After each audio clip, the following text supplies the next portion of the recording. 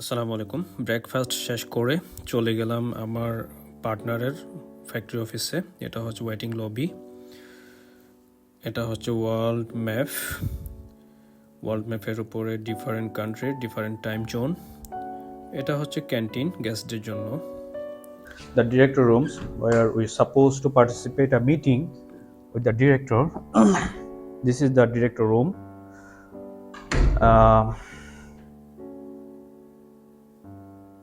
আমার এটা ডিরেক্টরের চেয়ারের উপরে দেখেন world map illuminated by LED light. খুব সুন্দর করে তারা ফার্নিশ করছে অফিসটাকে। এখানে দেখেন শো পিস রাখছে, খুব নাইসলি ডেকোরেটেড অফিসের টেরাসে যাচ্ছি। অফিসের ফ্রন্ট সাইডটা দেখেন, এখানে এটা হচ্ছে লাহিজান হিল। প্রাকৃতিক সৌন্দর্য, অনেক মনোরম প্রাকৃতিক দৃশ্য। এই জন্যই লাহিজানকে গিলান প্রভিন্সের নববধূ বলে। দেখেন এখানে একটা টেরাস আছে চা কফি খাওয়ার জন্য।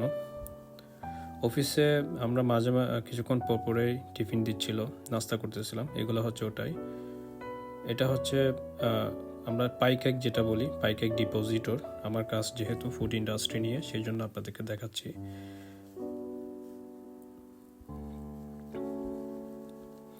অফিসে কাজ শেষ করার পরে চলে যাচ্ছি লাহিজান হিলে কেবল কারে রাইড করব বলে।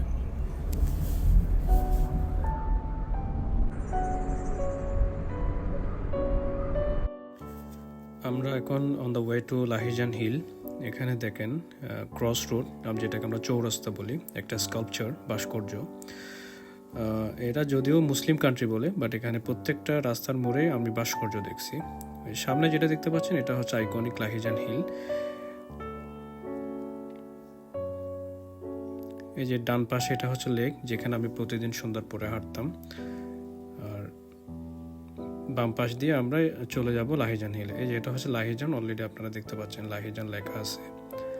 আমরা এখন উঠে যাব পাহাড়ের উপরে। এই যে এটা পাহাড়ে উঠতে যাচ্ছি। আমরা বাম পাশে চলে যাব ইউটার্ন নিয়ে।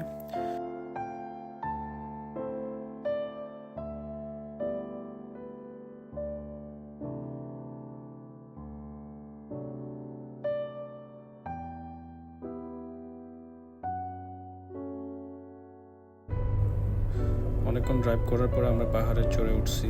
পাহাড়টা স্লোপ করে করা হয়েছে যাতে ড্রাইভ করে ওঠা যায়। খুব সুন্দর টেকনোলজি ওদের।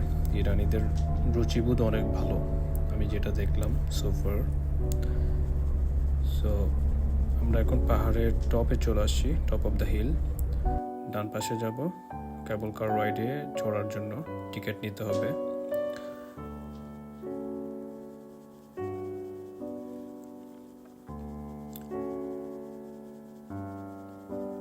এই যে এই লাইন দিয়ে, এটা দিয়ে আমরা উঠবো। এখানে ওরা খুব ডিসিপ্লিন নেশন ইরানিরা।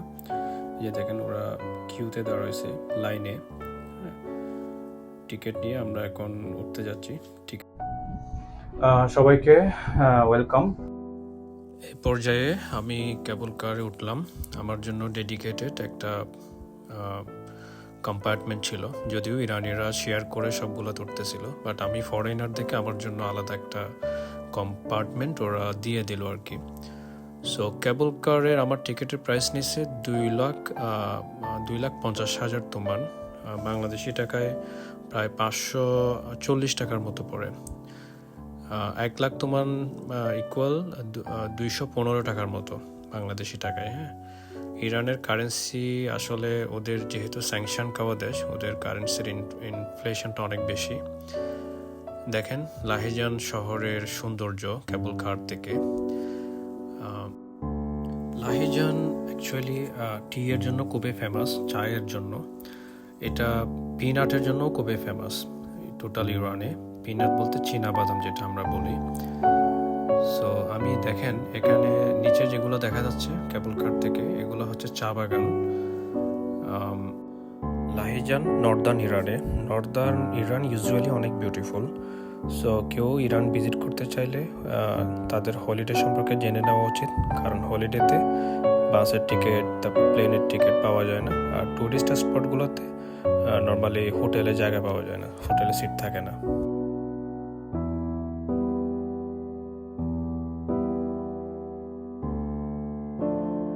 এগুলো নিচে সবগুলো চা বাগান। হ্যাঁ,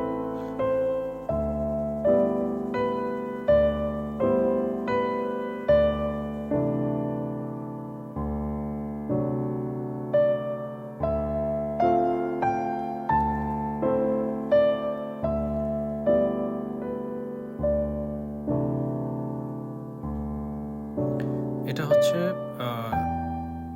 লাহেজান সিটি, মানে ওই পাশে। আমি যে বাংলোতে ছিলাম এটা হচ্ছে ওই পাশে, আমি যেখানে ভিডিও করতেছি দেখেন ওখানে যে একটা সিটি দেখা যাচ্ছে, এটা হয়তো এখান থেকে বোঝা যাচ্ছে না ক্লিয়ারলি। এই কেবল কার রাইডটা প্রায় 6 কিলোমিটারের মতো। এই যে দেখেন এটা হচ্ছে সবগুলো, এগুলো হচ্ছে টি গার্ডেন নিচে।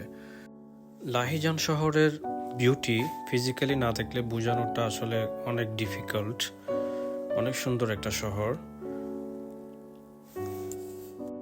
আরেকটা ইনফরমেশন অ্যাড করি, লাহিজান নর্দার্ন ইরানে, এবং এই সিটির ওয়েদার অনেক ড্রাই। যদিও আমি সামারে ভিজিট করেছিলাম, সামারেও ওয়েদার এত বেশি ড্রাই ছিল, একদিনে আমার টুট ফেটে গিয়েছিল এবং আমাকে বাধ্য হয়ে ময়শ্চারাইজিং লোশন, বেসলিন, ক্রিম এগুলো কিনতে হয়েছিল। তো নর্দার্ন ইরানে আসলে আপনারা এগুলো মাথায় রাখবেন, এই ব্যাপারগুলো। এই যে কেবল কার চলে আসতেছে, এখানে আমরা এখান থেকে ওঠা হয়, এখান থেকে নামা হয়, এটা দেখেন। আর নর্দার্ন ইরানের অন্যান্য শহর যেগুলোতে আসলে টুরিস্ট অ্যাট্রাকশন অনেক বেশি, তার মধ্যে হচ্ছে আপনার রাশদ, চালুস, রামসার, লাহিজান তো আছেই।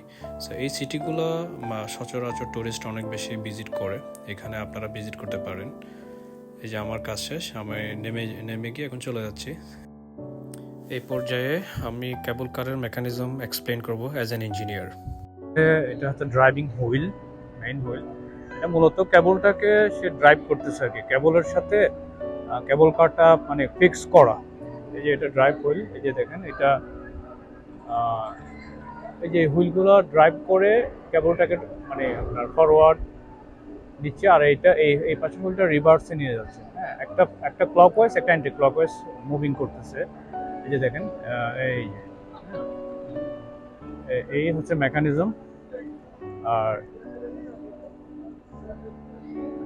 ওখানে আরেকটা টাওয়ার আছে, দুইটা টাওয়ারের পরে লাস্ট একটা স্টপেজ আছে, এটা হচ্ছে স্যান্ডিং পয়েন্ট, ওটা হচ্ছে রিসিভিং পয়েন্ট। ওখানে গিয়েও সেম অবস্থা, ওখানে ওটা ড্রিভেন হুইল।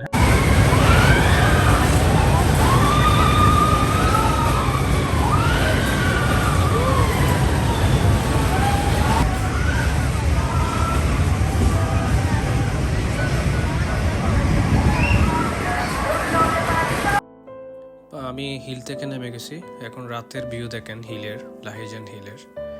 এই যে এটা হচ্ছে লাহিজান হিল, কিভাবে আলোকসজ্জা করছে দেখেন ওরা।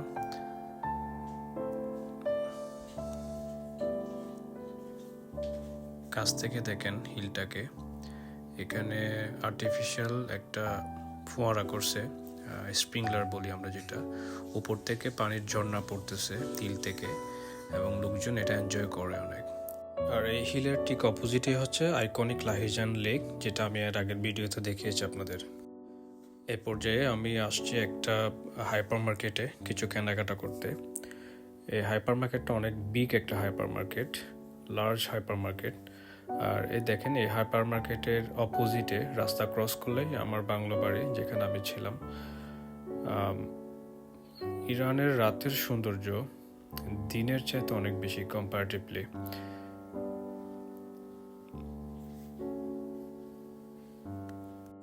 আর আমি খাবার অর্ডার করছি, ওদের একটা অ্যাপস আছে স্ন্যাপ অ্যাডস, আমাদের দেশের ফুড পান্ডার মতো। এটাতে খাবার চলে আসবে আমার বাংলো বাড়িতে, আমি একলা খাবো, আজকে কোনো গেস্ট নাই। সো ভিডিওর লাস্টে খাবারের পিকচার দেয়া হবে ইনশাল্লাহ।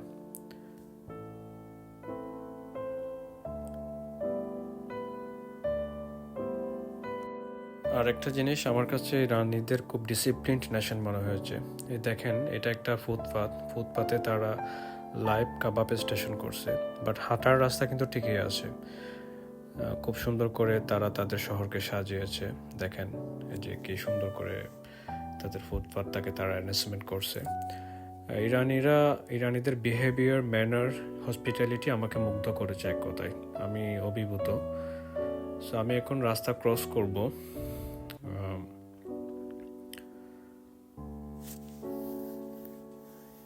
রাস্তা ক্রস করে ওই যে যেটা দেখা যাচ্ছে গেট, এটা হচ্ছে আমার বাংলো বাড়ির গেট। এরপরে ডিনার করব। সো আজকের মতো এই পর্যন্তই, দেখা হবে নেক্সট এপিসোডে। আল্লাহ হাফেজ, আসসালামু আলাইকুম।